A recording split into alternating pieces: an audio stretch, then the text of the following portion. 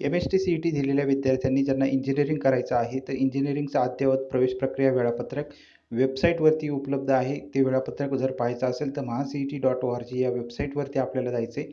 mahaCET.org या वेबसाईटवरती गेल्यानंतर त्या ठिकाणी BE BTech हा पर्याय निवडायचा आहे आणि BE BTech पर्याय निवडल्यानंतर त्या ठिकाणी शेड्यूल म्हणजेच वेळापत्रक जे आहे ते तुम्हाला सर्व अद्ययावत वेळापत्रक त्या वेबसाईटवरती पाहायला मिळेल. इतर ज्या काही वेबसाईट असतात त्या ऑथोराइज्ड असतात. त्याच्यामुळे तुम्ही इतर जे आहे इतर वेबसाईटवरती कुठेही वेळापत्रक पाहू नका. त्याच्यामुळे तुमची दिशाभूल जी आहे ती होऊ शकते आणि जो काही वेळापत्रकाचं शेड्यूल दिलेलं आहे त्याच्यामध्ये तुमची चूक जी आहे ती होऊ शकते. त्याच्यामुळे अधिकृत ज्या वेबसाईटवरतीच हे वेळापत्रक जे आहे ते पाहायचं आहे. आता आपण अधिकृत वेळापत्रक जे आहे ते बघणार आहोत. त्यामध्ये काही जर बदल झालेला असेल तो बदल देखील तुम्हाला अद्ययावत समजणार आहे. So this is the first year undergraduate technical courses in engineering and technology admission 2020-2021. ज्या विद्यार्थ्यांना फर्स्ट इयर इंजिनिअरिंगकरिता प्रवेश घ्यायचा आहे त्यांचं अद्ययावत वेळापत्रक हे आलेलं आहे.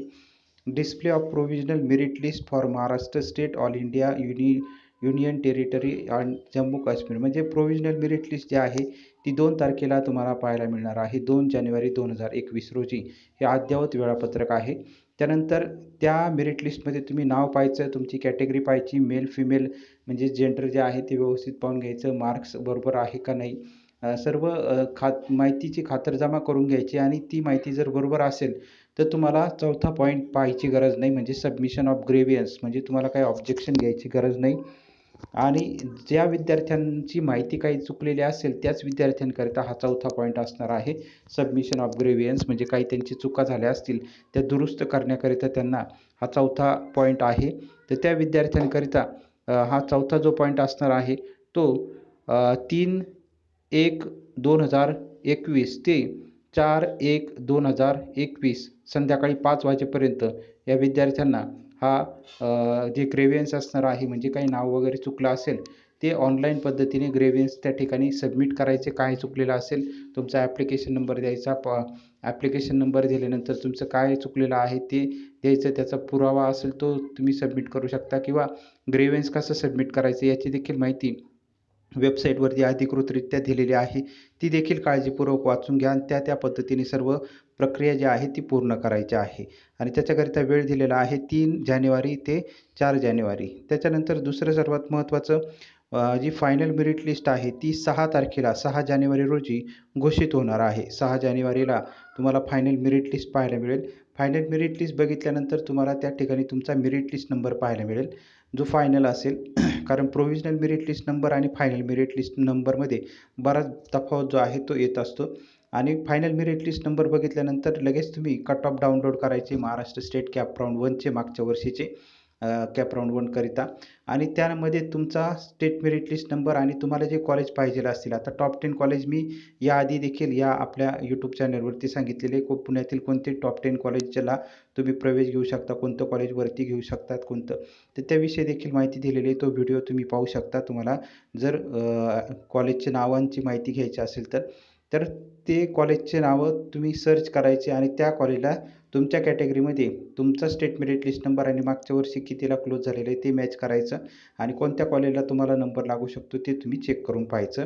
त्याची यादी बनवायची आणि त्या पद्धतीने कॉलेजचे नावं तुम्ही ॲड करू शकता. पण सर्वात महत्त्वाचं तुम्हाला गव्हर्नमेंट कॉलेज भेटत नसलं तरी पहिलं गव्हर्नमेंट कॉलेज हे ॲड करायचे. का बरं? त्याच्याकरिता रूल आपण पुढं बघणार आहोत. तर फायनल मेरिट लिस्ट ही 6 तारखेला 6 जानेवारीला पाहायला मिळेल. त्यानंतर display of provisional category wise seat matrix for CAP round 1. तर सीट मॅट्रिक्स म्हणजे काय?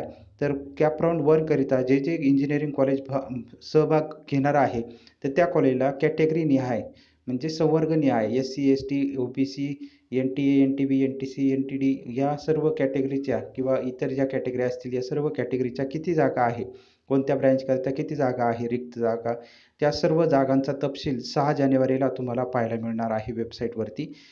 त्याच्यानंतर 7वा जो मुद्दा आहे online submission and confirmation of option form of CAP round 1 through candidate log in by the candidate. त्याकरिता वेळ दिलेला आहे 7 जानेवारी ते 9 जानेवारी म्हणजे 7, 8, 9 3 दिवस तुम्हाला वेळ दिलेला आहे. त्याच्यामध्ये तुम्हाला आता online submission and confirmation of option form जो आहे कॅप राऊंड 1 करिता तुम्हाला भरायचा आहे. तर ऑप्शन फॉर्म भरायचं म्हणजे काय, तर कॉलेजचे नावं तिथं तुम्ही लॉग इन करायचं वेबसाईटवरती जाऊन तुमचं युजर आय डी पासवर्ड टाकून. लॉग इन केल्यानंतर त्या ठिकाणी तुम्हाला ऑप्शन फॉर्म भरण्याची लिंक तिथे असेल. त्या लिंकवरती क्लिक करायचं. लिंकवरती क्लिक केल्यानंतर त्या ठिकाणी कॉलेजची नावं तुम्हाला ॲड करायची, म्हणजे सर्च करायचं किंवा डायरेक्टली तिथं मेकॅनिकल इंजिनिअरिंग तुम्हाला ॲड करायचं असेल तर मेकॅनिकल इंजिनिअरिंग सर्च केलं का सगळे मेकॅनिकल इंजिनिअरिंगचे, पुणे रिजनचे पाहिजे असतील तर पुणे रिजनचे, AICTE अप्रूव्ड पाहिजे असतील तर AICTE अप्रूव्ड असे कॉलेजची नावं येत असतात. किंवा डायरेक्टही तुम्ही सर्च करू शकता. तुमचा कॉलेजचा कोड जो आहे तो त्या ठिकाणी जर सर्च केला, कारण कट ऑफमध्ये देखील तुम्हाला कॉलेजचा कोड हा पाहायला मिळू शकतो. त्याच्यामुळं ऑप्शन फॉर्म भरताना कॉलेजची लिस्ट तुम्ही जी तयार करणार आहे, ते लिस्ट तयार करत असताना त्याचा कोड देखील त्या ठिकाणी लिहून ठेवायचा, कारण ऑप्शन फॉर्म भरत असताना कोड तुम्हाला फार महत्त्वाचा आहे. आणि मग तो कोड देखील जरी सर्च केला त्या कॉलेजचा तरी ते कॉलेज येणार आहे. मग ते कॉलेज आल्यानंतर त्या ब्रँचेस तुम्हाला ज्या ब्रँचेस पाहिजे ते फिल्टर तुम्ही तिथं निवडून घ्यायचे असतील. मेकॅनिकल पाहिजे तर मेकॅनिकल, कॉम्प्युटर पाहिजे असतील तर कॉम्प्युटर. कारण एकाच कॉलेजच्या भरपूर ब्रँचेस असतात, मेकॅनिकल, कॉम्प्युटर, ENTC. तर तुम्ही कॉलेज निवडत असताना तिथं तुम्हाला जे ब्रँच आहे ती देखील निवडायची आहे.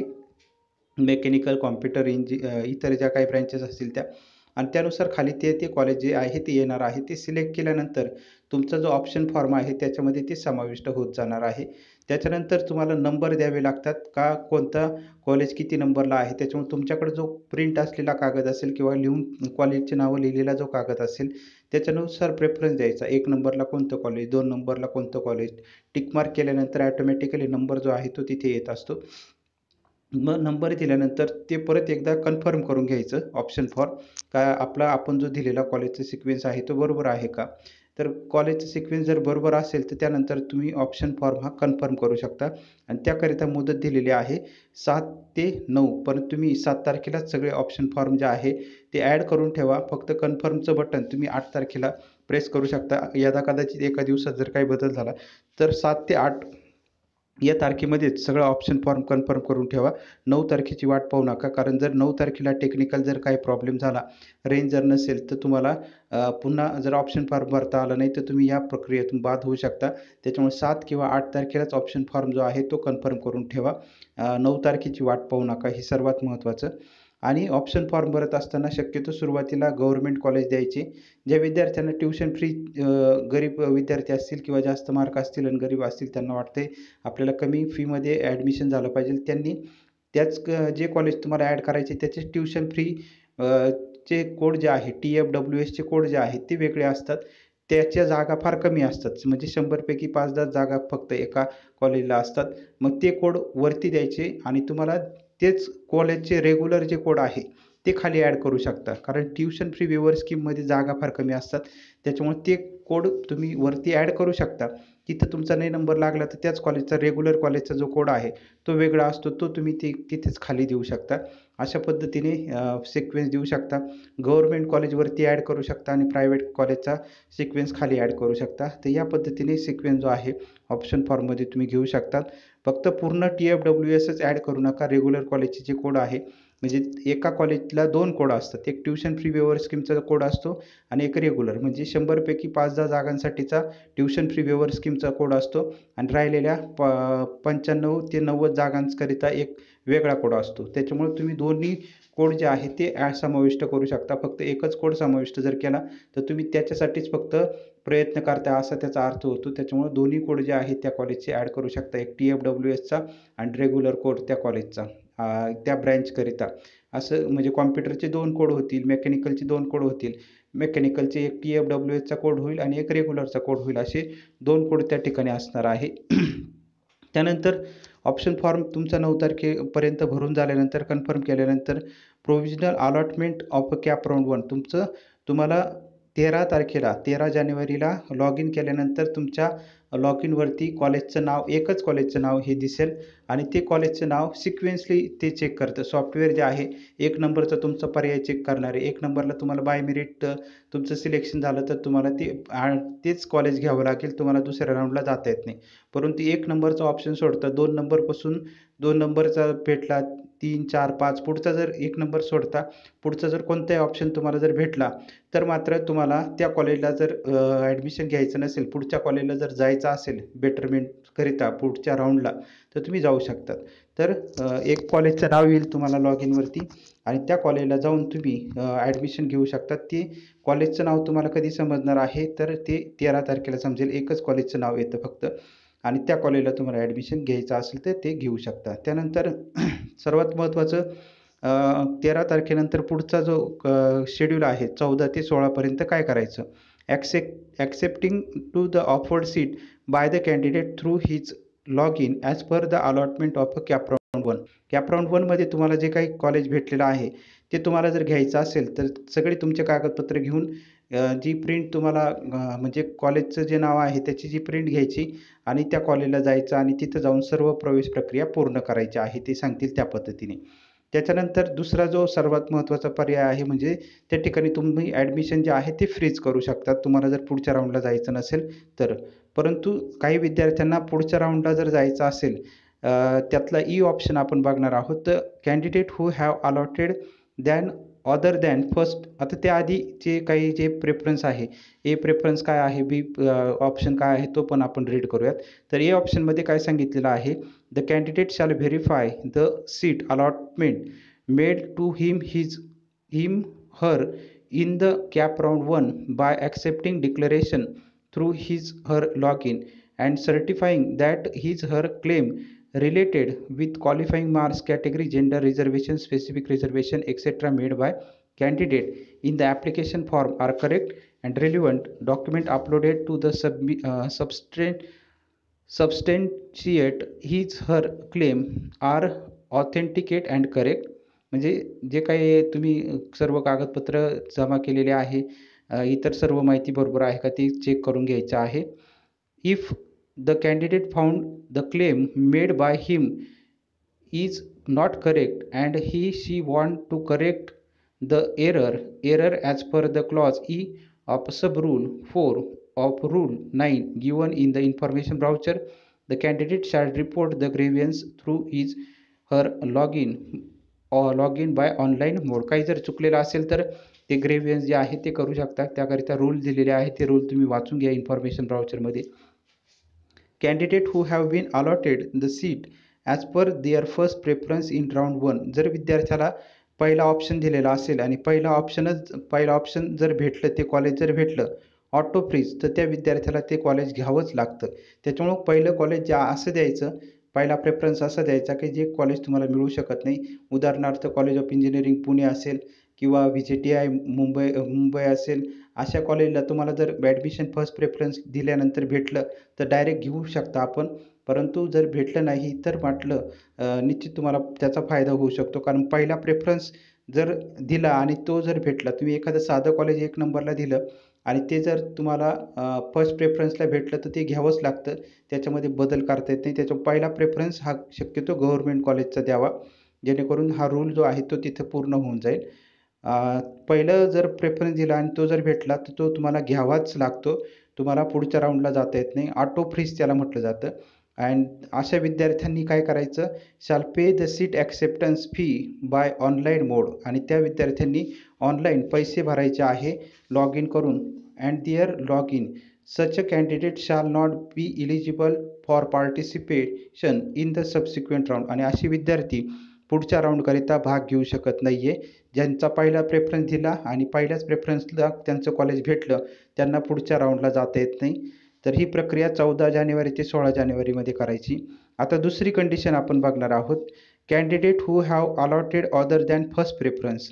ज्या विद्यार्थ्यांना पहिल्या प्रेफरन्सच्या व्यतिरिक्त दुसरे कॉलेज जर मिळाले असतील तर काय होईल, अँड सेल्फ फ्रीज. आणि त्यांनी स्वतः फ्रीज केलं. त्यांना वाटतंय का आता मला दुसऱ्या राऊंडला तिसऱ्या राऊंडला जायचं नाही, मला जे पाहिजे ते कॉलेज भेटलेलं आहे प्रेफरन्सनुसार. Their allotment in round 1 through their log in must accept the seat. मग त्यांनी लॉग इन करायचं आणि लॉग इन करून ते जे सीट आहे ते ॲक्सेप्ट करायचं. कसं ॲक्सेप्ट करायचं, shall pay the seat acceptance fee. तिथे फी जे सीट ॲक्सेप्टन्स फी असते ती सीट ॲक्सेप्टन्स फी ऑनलाईन तुम्ही लॉग इन करून ऑनलाईन मोडवरती पेड करायची आहे, पैसे भरायचे आहे ऑनलाईन मोडमध्ये. Such a candidate shall not be eligible for participation in subsequent round. असे विद्यार्थी पुढच्या राऊंडमध्ये भाग घेऊ शकणार नाही ज्यांनी सीट ॲक्सेप्टन्स फी भरलेली असेल आणि ऑटो फ्रीज त्यांनी फ्रीज केलेलं असेल, त्यांना पुढच्या राऊंडला जायचं नाही आहे. त्यांनी फी भरलेली असेल तर candidate must exercise this option carefully. आणि हा जो ऑप्शन आहे तो विद्यार्थ्यांनी काळजीपूर्वक वाचायचा आहे, काळजीपूर्वक पाहायचा आहे. थोडक्यात पहिल्या ऑप्शन व्यतिरिक्त विद्यार्थ्यांना दुसऱ्यापासून इतर कोणताही ऑप्शन भेटला आणि त्यांना वाटते पुढच्या राऊंडला जायचं नाही, त्यांनी लॉग इन करायचं, सीट ॲक्सेप्टन्सची फी भरायची आणि त्याची प्रिंट घेऊन कॉलेजला जायचं आणि तुमची प्रवेश प्रक्रिया कॉलेज जसं सांगेल तशी पूर्ण करून टाकायची.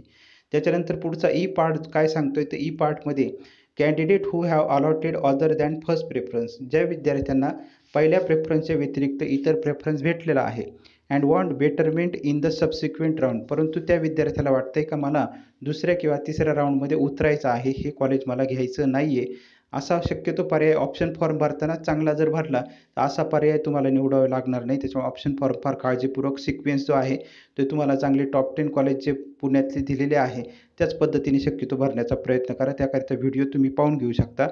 In the subsequent round must claim the allotted seat in round 1 by accepting that seat by choosing not freeze option for betterment and shall.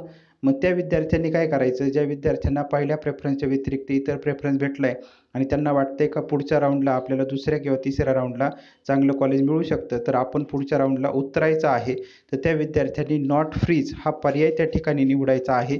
Fridge निवडला, फ्रीज जर पर्याय निवडला तर तुम्हाला ते पुढच्या राऊंडला जाता येत नाही. आणि नॉट फ्रीज हा जर पर्याय निवडला तर तुम्हाला बेटरमेंटसाठी म्हणजे चांगलं कॉलेज मिळण्याकरिता पुढच्या कॉलेजला जाता येऊ शकतं. नॉट फ्रीज ऑप्शन बेटरमेंटकरिता तुम्ही निवडू शकता.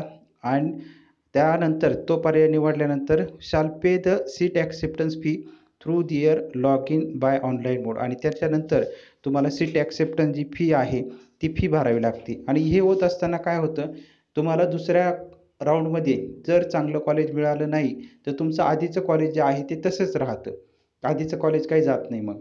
परंतु तुम्हाला दुसऱ्या राऊंडमध्ये चांगलं जर कॉलेज मिळालं तर आधीचं कॉलेज हे ऑटोमॅटिकली जाणार आहे. त्याच्यामुळं प्रेफरन्स फॉर्म अत्यंत काळजीपूर्वक भरायचा आहे. एक कॉलेज गेलं तर दुसरं कॉलेज तुम्हाला मिळत असतं, दुसरं कॉलेज मिळालं नाही तर पहिलं कॉलेज जसं आहे तसंच राहतं. त्याच्यामुळे घाबरून जायचं कारण नाही. 14 जानेवारी ते 16 जानेवारीपर्यंत तुम्हाला ही प्रक्रिया करायची आहे. त्याच्यानंतर पुढचा 10वा जो पॉईंट आहे, ही सगळी प्रक्रिया झाल्यानंतर reporting to allotted institute and confirmation of admission by submitting required documents and payment of a fee after CAP round 1. मग कॉलेजला जायचं, सगळे कागदपत्र घेऊन तिथं कॉलेज सांगेल त्या पद्धतीने फी जी आहे ती भरायची आहे.